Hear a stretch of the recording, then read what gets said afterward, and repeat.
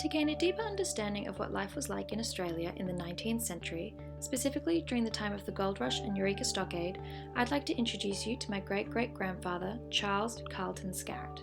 Charles was born on the 18th of April 1824 in Kington, England, a historic market town on the border of England and Wales. As seen in this rough family tree, Charles was the youngest of 10 children to Father Thomas Carlton Skarratt and Mother Elizabeth Ball.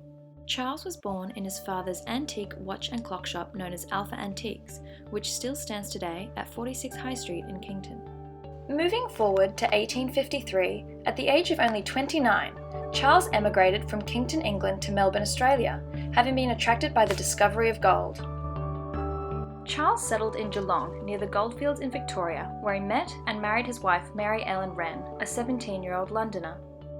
With the commencement of the Australian gold rush, Charles began his own business as a hotelier, opening up a hostel in Ballarat for the miners and their families. His business was extremely successful, as people travelled from all around the world to look for gold in the hopes of striking instant wealth.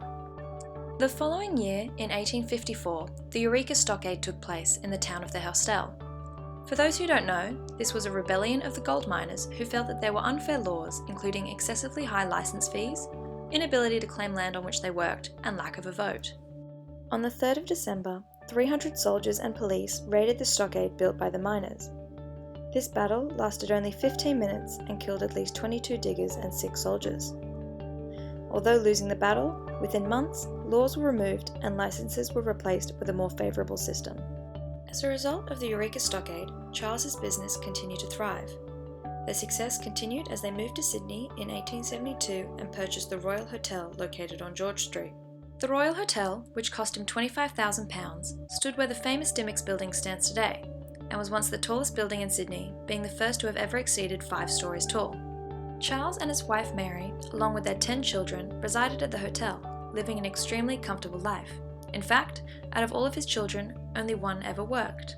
Flashing forward to 1878, Charles became a shareholder in the Mount Morgan Mining Company in New South Wales. The Mount Morgan mine was the largest gold mine in Queensland in the 19th century and early 20th century, generating an exceptional amount of wealth for Charles and his family. Throughout his life, Charles also served as a director of several more mining and financial companies, such as the Junction Gold Mining Company, Webb's South Silver Mining Company, Sydney Tramway and Omnibus Company, and Tooth's Brewery.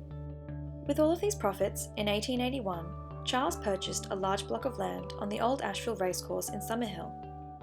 Charles built himself Summerhill's largest mansion, which he named Carlton House, where him and his family lived for many years to come.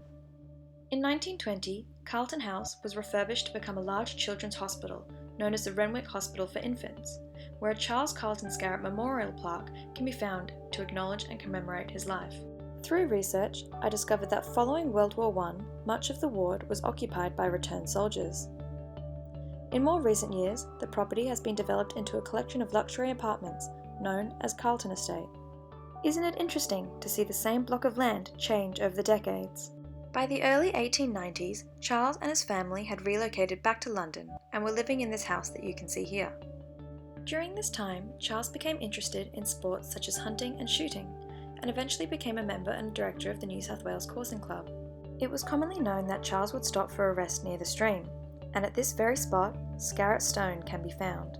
On November 23, 1900, while residing in London, Charles Carlton Skarratt passed away at the age of 77.